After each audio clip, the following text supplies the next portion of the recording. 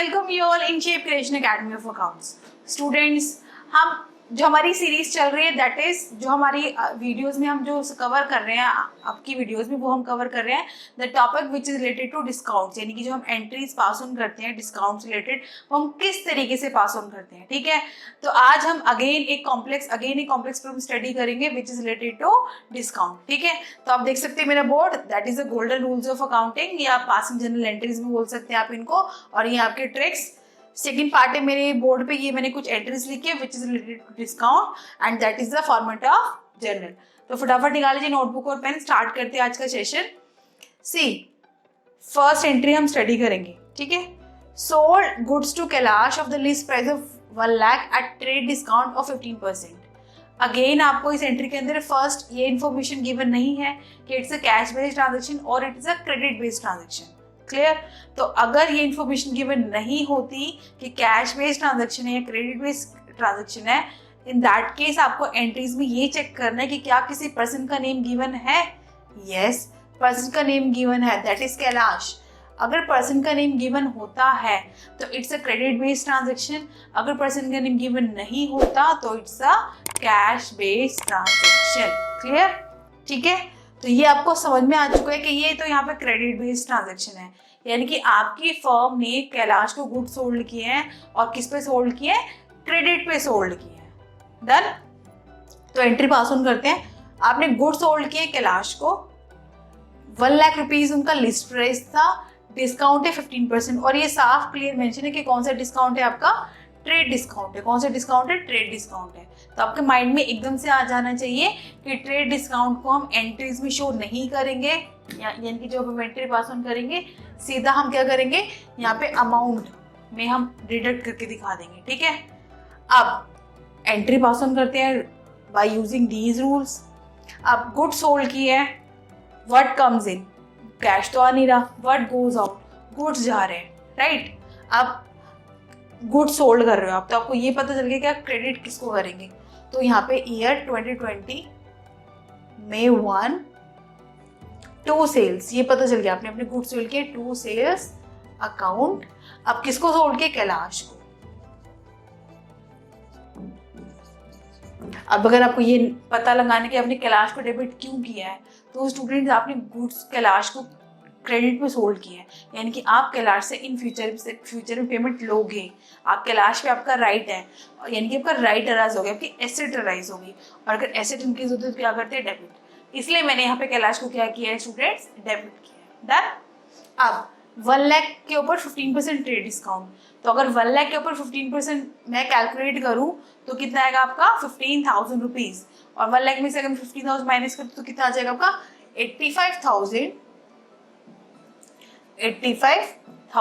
Done? Clear? 1 lakh के ऊपर 15,000 आपको कैलकुलेट करना है, 15,000 आ जाएगा, 1 लाख में से 15,000 माइनस कर देंगे तो ये क्या आ गया आपका, 85,000 रुपीज। डन? चलिए अब नरेशन लिख दीजिए, for goods sold to Kailash. चलिए next move on to next entry. Kailash return goods of the least price 4,000। अब कैलाश जिसको हमने गुड्स सोल्ड किए थे उसको किसी भी रीजन की वजह से हो सकता है गुड्स को पसंद नहीं आए, गुड्स प्रॉपर स्पेसिफिकेशन के अकॉर्डिंग नहीं थे, क्वांटिटी सही नहीं थी, या डिफेक्टिव गुड्स थे, उसने कोई भी यहाँ पे रीजन मेंशन नहीं किया, उसने हमारी फर्म को गुड्स रिटर्न कर दिया। इनकी जो चीज़ हमने सेल करी थी वो रिटर्न हो गई, सेल्स करके वापस रिटर्न हो गई। ठीक है, तो सेल्स आ रही है फर्म के पास, तो सेल्स रिटर्न हमेशा क्या होती है, डेबिट होती है। क्यों? क्योंकि जो चीज बिक चुकी है, सेल हो चुकी है, वापस आ रही है, तो व्हाट कम्स इन, सेल्स की वो रिटर्न होके आ रही है, तो सेल्स रिटर्न को डेबिट करेंगे। और किसके पास से आ रहा है आपका, कैलाश के पास से, टू कैलाश। अब अगेन जो बच्चे सबसे ज्यादा यहाँ पे मेजर मिस्टेक करते हैं, स्टूडेंट्स ऐसे सोचते हैं इस एंट्री के अंदर, अगर हम बात करें सेकंड एंट्रीज के अंदर, इस एंट्री के अंदर यहाँ पे ये मेंशन है कि किसी तरह का डिस्काउंट है या नहीं है, नहीं मेंशन ना, तो स्टूडेंट क्या करते हैं 4,000 ही यहाँ पे मेंशन कर देंगे और ये हो जाएगा रॉन्ग। सी स्टूडेंट्स, जब भी आप रिटर्न की जहाँ पे भी बात आती है तो आपको ना इससे कैलाश से रिलेटेड ऊपर वाली एंट्रीज को देखना है कि जब हमने कैलाश को गुड्स सोल्ड किए थे, क्या हमने डिस्काउंट पे सोल्ड किए थे या नहीं किए थे।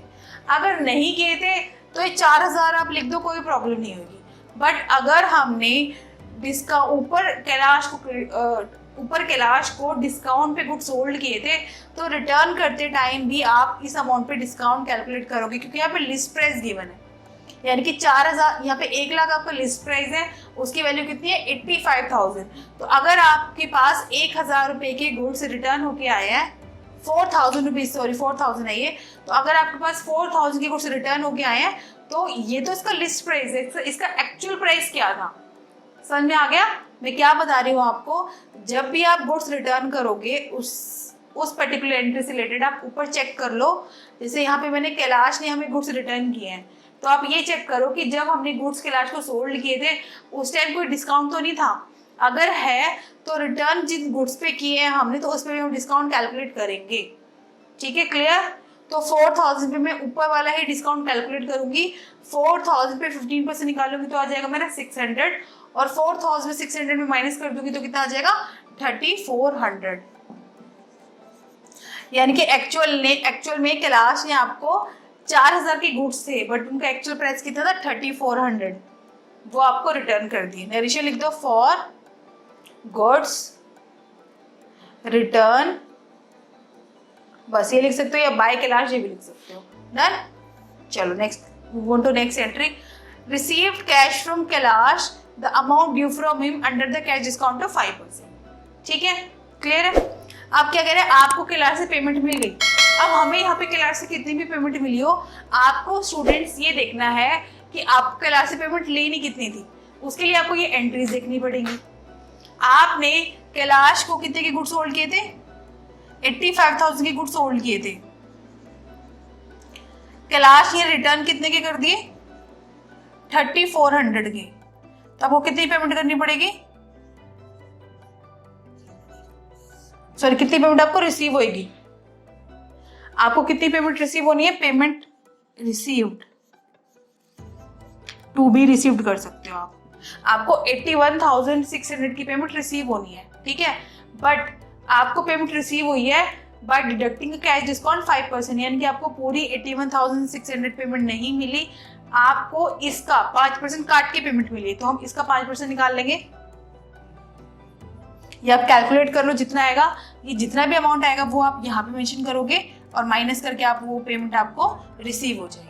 ठीक है, सी स्टूडेंट्स 81,000 रुपीज 81,600 आपको पेमेंट रिसीव होनी थी कैलाश से, बट आपने 5% उसको डिस्काउंट दे दिया। ठीक है, तो 81,600 पे 5% कैलकुलेट किया हुआ है आपका 4080, यानी कि 4080 का आपने डिस्काउंट क्या कर दिया, अलाउ। यानी कि आपको कितनी पेमेंट मिलेगी अब, 77,520। अब इस एंट्री को पुट ऑन करेंगे। आपको कैश मिला है तो what comes in, cash comes in, तो कैश को यहाँ पे डेबिट कर देती हूँ मैं।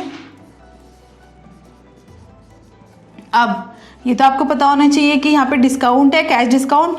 तो अगर कैश डिस्काउंट होता है तो उसको हम एंट्री में शो करते हैं। अब आपको ये आइडेंटिफाई करना है इट्स अ डिस्काउंट अलाउड और इट्स अ रिसीव्ड।